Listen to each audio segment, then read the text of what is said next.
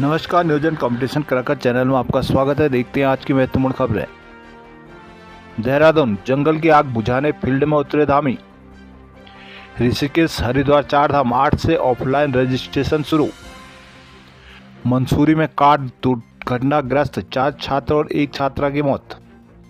मुख्यमंत्री पुष्कर सिंह धामी ने शनिवार को नई दिल्ली के उत्तराखंड सदन में राज्य के अफसरों के साथ वीडियो कॉन्फ्रेंसिंग कर वनाग्नि पर रोक के निर्देश दिए। उन्होंने कहा कि जंगलों की आग बुझाने के लिए वन निगम के अफसर भी फील्ड में उतरे।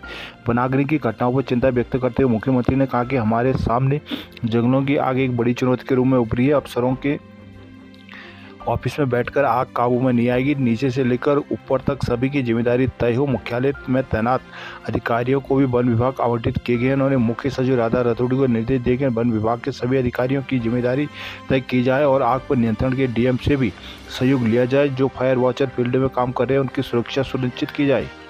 उनकी सुरक्षा सुनिश्चित करने के साथ ही बीमा आदि के विकल्पों पर भी विचार किया जाए। डीएफओ और उसे उच्च स्तर के अधिकारी मौके पर जाएं, यह भी सुनिश्चित किया जाए। इस दौरान मुख्य सचिव ने मुख्यमंत्री को भरोसा जताया जंगलों की आग के मामले में अब एक सप्ताह में सकारात्मक परिणाम नजर आएंगे। वन संरक्षक डॉक्टर धनंजय मोहन ने बताया कि वनाग्नि के मामले में कुल 350 केस दर्ज किए जा चुके हैं, जिनमें 60 मुकदमे नामजद दर्ज किए जा चुके हैं। कहीं से भी घटना की सूचना मिल रही है वहां तत्काल टीमें भेजकर 1 से 6 घंटों में आग पर काबू पा लिया गया। मुख्य सचिव ने इस दौरान बताया कि पिरूल को लेकर एनटीपीसी के साथ सरकार का करार हो चुका है और एनटीपीसी ने पिरूल लेना भी शुरू कर दिया है, जिससे आने वाले सालों में आग से बचाव में मदद मिलेगी। चारधाम यात्रा के लिए ऑनलाइन के साथ साथ अब ऑफलाइन रजिस्ट्रेशन भी कराई जा सकेंगे। शनिवार को पर्यटन विभाग ने 8 मई से ऋषिकेश और हरिद्वार में ऑफलाइन रजिस्ट्रेशन की सुविधा शुरू करने का निर्णय लिया है। पर्यटन सचिव सचिन कुर्वे के अनुसार श्रद्धालु हरिद्वार में राही मोटल तथा ऋषिकेश में यात्रा पंजीकरण कार्यालय और टूरिस्ट कैंप में अपना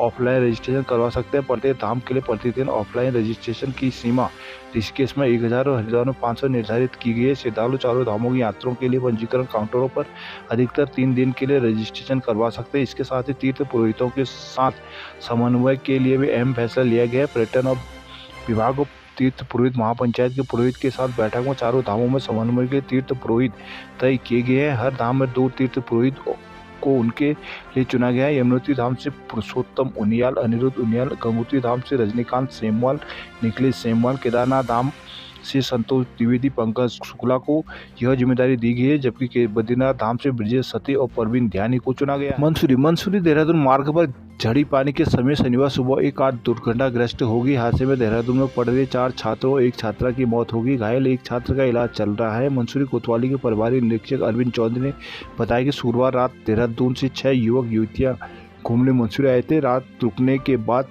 शनिवार तड़के वो अब कार से देहरादून लौट रहे थे, तभी सुबह मंसूरी झड़ी पानी मार्ग पर कार अनियंत्रित होकर पहाड़ी से 60 मीटर नीचे सड़क पर जाकर पलट गई। हादसे में कार के परखच्चे उड़ गए। यहां से गुजर रहे लोगों ने पुलिस को सूचना दी। अग्निशमन विभाग और स्थानीय लोगों ने कार सवारों को बेमुश्किल बाहर निकाला। चौधरी ने बताया कि हादसे में 3 छात्र 22 वर्षीय अमन राणा पुत्र राजेश सिंह राणा निवासी शंकरपुर सहसपुर देहरादून, छात्र MBA IMS कॉलेज 23 वर्षीय दिनेश प्रताप भाटी, देवेंद्र सिंह भाटी निवासी पैटल बुट अपार्टमेंट ज्वालापुर हरिद्वार, छात्र MBA IMS कॉलेज और 23 वर्षीय आशुतोष तिवाड़ी पुत्र वीर बहादुर तिवाड़ी निवासी Ramila grand Paramount export Moradabad UP. पूर्व छात्र IMS की मौके पर ही मौत होगी। गंभीर घायल 22 वर्षीय तनुज रावत पुत्री सोहन सिंह निवासी दुर्गा कॉलोनी लड़की रुड़की, छात्रा MBA IMS कॉलेज 24 वर्षीय हृदयांश चंद पुत्र हरिचंद निवासी ATV college Anpara Sonbhadra UP, छात्र BTech साइंस से DIT कॉलेज और नयन श्री निवासी मेरठ यूपी के दून अस्पताल में ले जाया गया, जहां डॉक्टरों ने तनुजा और हृदयांश को मृत घोषित। देहरादून जल संकट के चलते वाहनों की धुलाई पर रोक। देहरादून में बिजली उपकरण बनाने वाली फर्मों पर छापे कर चोरी पकड़ी गई। उत्तराखंड में रोजाना 46 लोगों के ड्राइविंग लाइसेंस हो रहे हैं सस्पेंड। यातायात के नियमों को पालन करने में उत्तराखंड लोगों की लापरवाही लगातार बढ़ रही है। यातायात जागरूकता के तमाम अभियान और प्रयासों के बावजूद लोगों की रैश ड्राइविंग, बिना हेलमेट, बिना सीट बेल्ट के वाहन चलाने की आदत नहीं छूट रही। सड़क सुरक्षा समिति की ताज़ा रिपोर्ट के आंकड़े तो यही साबित कर रहे हैं। राज्य में पिछले 3 साल में यातायात नियमों के उल्लंघन के मामलों की संख्या में 2 गुने से ज़्यादा तक इजाफा दर्ज किया गया है। समिति के आंकड़ों के मुताबिक राज्य में हर महीने 1000 से ज़्यादा लोगों के लाइसेंस को नियमों का पालन न करने की वजह से सस्पेंड किया जा रहा है। हर इस साल जनवरी से लेकर अब तक हर दिन औसतन 46 लोगों की ड्राइविंग सस्पेंड किए गए हैं और यह ग्राफ बढ़ता ही जा रहा है। उत्तराखंड में पेयजल संकट के मद्देनजर सरकार अब हरकत में आ गई है। संकट के समाधान को शनिवार को आयोजित वर्चुअल बैठक में मुख्यमंत्री पुष्कर सिंह धामी ने सभी डीएम को वर्कशॉपों में वाहनों की धुलाई पानी से ना कराने के निर्देश दिए। उत्तराखंड में गर्मियों के सीजन में अक्सर पेयजल संकट बढ़ जाता है, लेकिन इस बार मानसून सीजन में अपेक्षाकृत बारिश और बर्फबारी की वजह से यह संकट और गहरा रहा है। इससे निपटने को सरकार ने सभी जिलाधिकारियों को निर्देश दिए जहां जहां भी वर्कशॉप है उन्हें वाहनों की धुलाई पानी के बजाय ड्राई वॉश से किया जाए। सचिव पेयजल अरविंद हयांकी ने मुख्यमंत्री को जानकारी दी कि राज्य में 337 गाँव को शहरों में 148 मोहल्ले ऐसे चिन्हित किए गए जहां पेयजल संकट खड़ा है। पेयजल संकट की सबसे ज़्यादा शिकायत देहरादून, नैनीताल, पिथौरागढ़, डीडीहाट, कोटद्वार, चंपावत से प्राप्त हो रही है। नई टेहरी में पानी न आने से लोग परेशान। धनसाली में गहने चोरी पर मुकदमा। कोटद्वार यूकेडी बिजली की बड़ी दरों को विरोध में धरना देगी। अंकिता हत्याकांड में अब 17 को होगी सुनवाई। बद्रीनाथ कारोबारियों का स्लॉट सिस्टम के खिलाफ प्रदर्शन।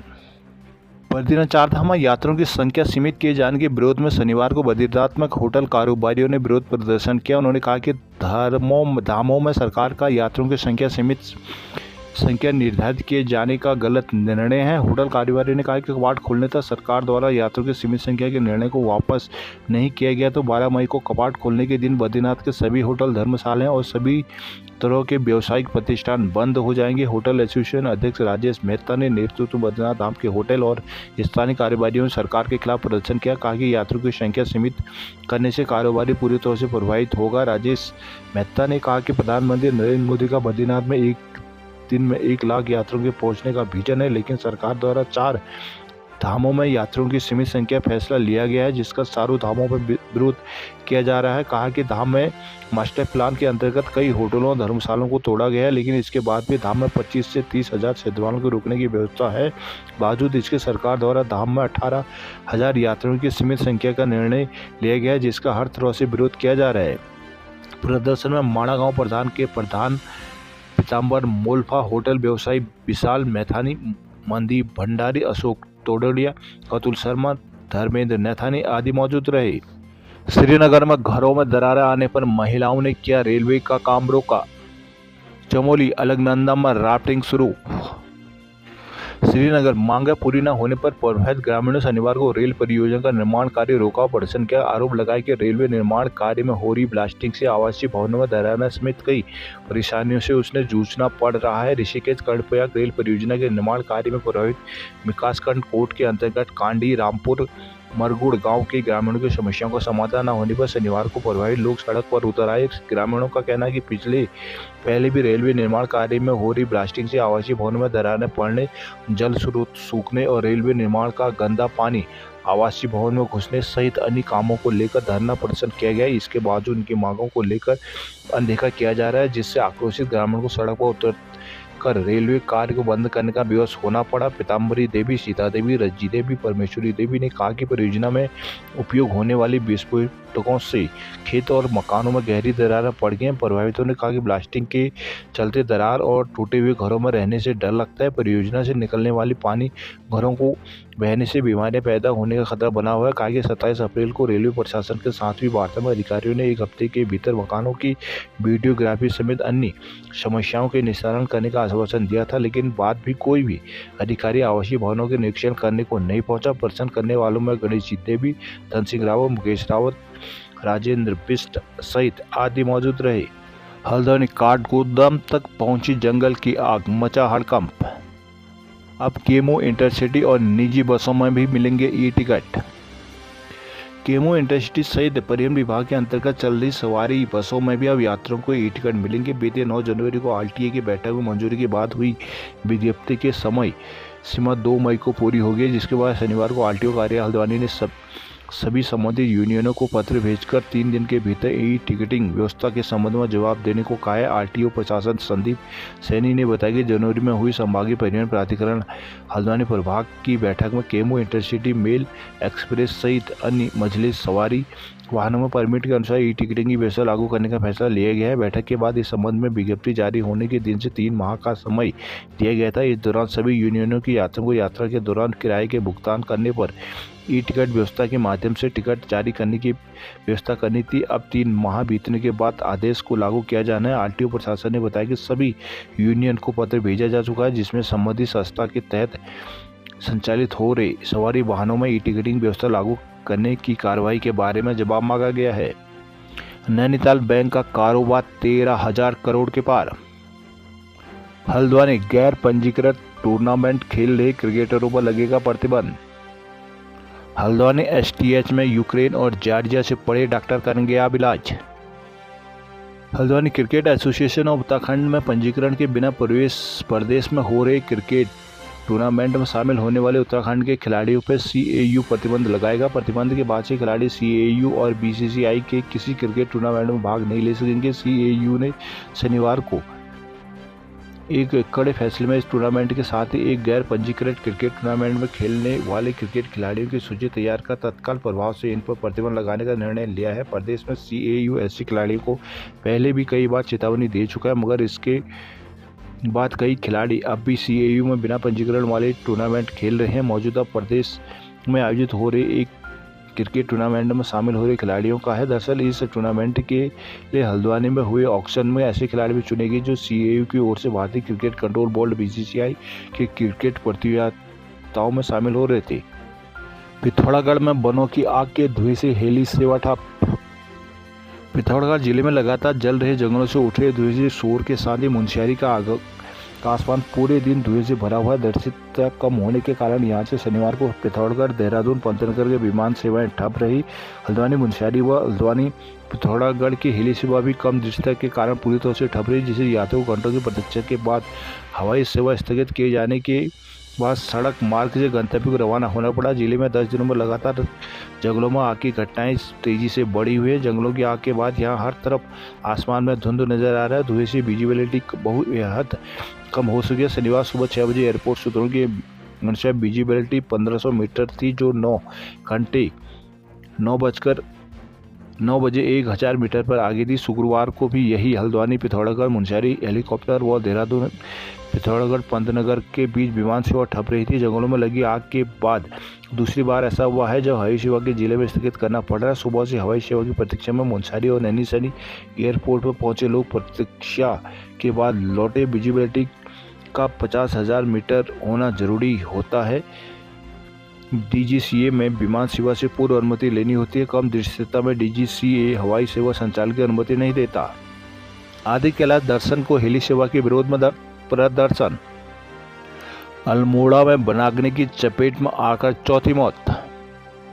बागेश्वर में आग बुझाने में पूर्व फौजी और भाई झुलसे। अल्मोड़ा में एकल शिक्षक के भरोसे 310 प्राथमिक स्कूल।